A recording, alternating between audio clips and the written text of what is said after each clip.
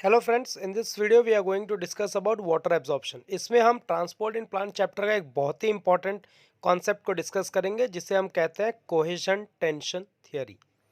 Cohesion tension theory का दूसरा भी एक नाम है, जिसको आप कह सकते हो डिक्सन जॉली थियरी। अब डिक्सन जॉली थियरी इसलिए हम कह रहे हैं क्योंकि साइंटिस्ट हैं जिन्होंने इसे ढूंढा। इसका एक और नाम है, वो है ट्रांसपिरेशनल पुल थियरी। मतलब इस वाटर एब्जॉर्प्शन के थियरी में तीन चीज़ें बहुत इंपॉर्टेंट काम करती हैं। सबसे पहला है कोहेजन, दूसरा है अडेशन, और तीसरा जो सबसे इंपॉर्टेंट है उसे हम कहते हैं ट्रांसपिरेशनल पुल। तो बेसिकली हमें इसमें क्या समझना है, सबसे पहले कोहेजन क्या होता है। तो याद रखो, कोहेजन मतलब अट्रैक्शन बिटवीन सेम मॉलिक्यूल या सिमिलर मॉलिक्यूल। सेम मॉलिक्यूल जब अट्रैक्ट करते हैं उसको हम कोहेजन कहते हैं, जैसे कार्बन कार्बन अट्रैक्शन। अडेशन क्या होता है, अट्रैक्शन बिटवीन डिसिमिलर मॉलिक्यूल या डिफरेंट मॉलिक्यूल। जैसे कार्बन हाइड्रोजन के बीच में अट्रैक्शन हो जाए तो उसे आप क्या कह दोगे, अडेशन। मतलब यहाँ पे ट्रांसपिरेशनल पुल भी एक इंपॉर्टेंट रोल प्ले करेगा। वाटर वाटर के बीच में जो भी अट्रैक्शन होगा उसे हम क्या कहेंगे, कोहेशन। और उनके बीच में जो फोर्स है उसे आप कहते हो कोहेसिव फोर्स। हम सब H2O को ऐसे ही लिखते हैं, OHH OHH, जहाँ हमें पता है कि ऑक्सीजन पे पार्शियल नेगेटिव चार्ज है और हाइड्रोजन पे पार्शियल पॉजिटिव चार्ज है। अब नेगेटिव जो है पॉजिटिव को अट्रैक्ट करता ही है, ये हम सबको पता है। मतलब हर हाइड्रोजन एटम कहीं ना कहीं ऑक्सीजन एटम को क्या करता है, अट्रैक्ट करने की कोशिश करता है। ये सब जो है एक दूसरे से जुड़े हैं बाय अ बॉन्ड। ये बॉन्ड हाइड्रोजन बॉन्ड है।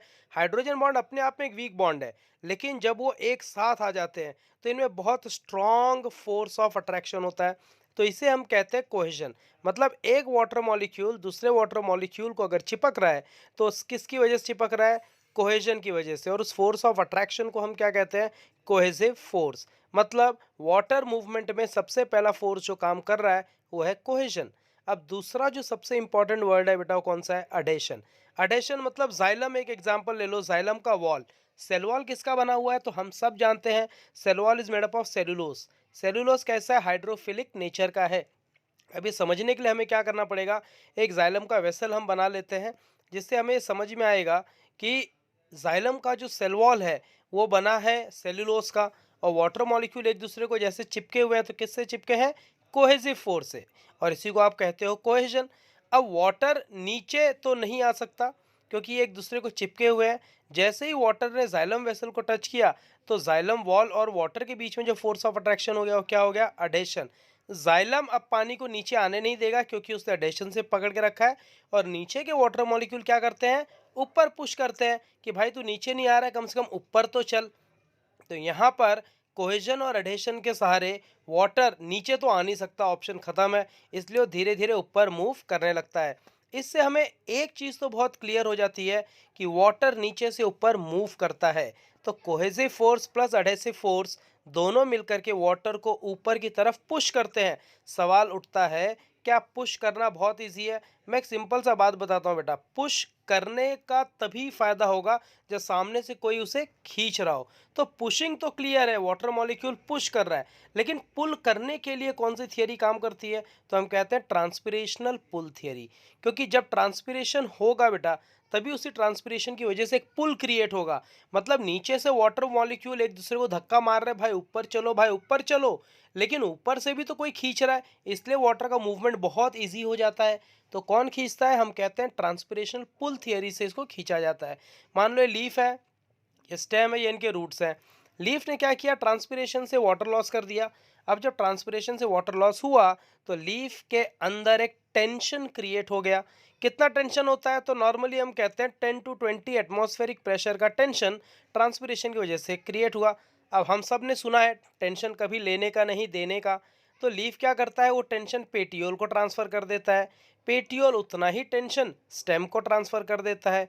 स्टेम उतना ही टेंशन रूट को ट्रांसफ़र कर देता है। और जितना ट्रांसफ़र हुआ उतना टेंशन के अमाउंट में वाटर रूट अब एब्जॉर्ब करके लीफ तक देता है। मतलब पुल और पुश दोनों मैकेनिज्म से वाटर ऊपर मूव करता है। इसी को हम कहते हैं कोहेजन टेंशन थियरी। टेंशन हुआ ट्रांसपिरेशन पुल की वजह से, कोहेजन था वाटर के मॉलिक्यूल्स के बीच में, जिसकी वजह से वाटर ऊपर मूव किया। अब इस थियरी पे एक ड्रॉबैक रेज हुआ, या आप कह सकते हो ऑब्जेक्शन रेज हुआ। ऑब्जेक्शन क्या था कि जैसे दिन भर में टेम्परेचर बदलते रहता है तो ट्रांसपिरेशन का रेट भी फ्लक्चुएट होता रहेगा। तो एक पॉसिबिलिटी ये है कि due to change in rate of transpiration तो जाइलम वेसल के अंदर बबल्स बन जाए और जाइलम वेसल ब्लॉक हो जाए। भाई तो डिक्सन जॉली ने कहा ये बिल्कुल सही बात है कि टेम्परेचर फ्लक्चुएट होने से बबल बनेगा और जाइलम वेसल ब्लॉक हो सकता है। लेकिन क्या जाइलम एक ही है?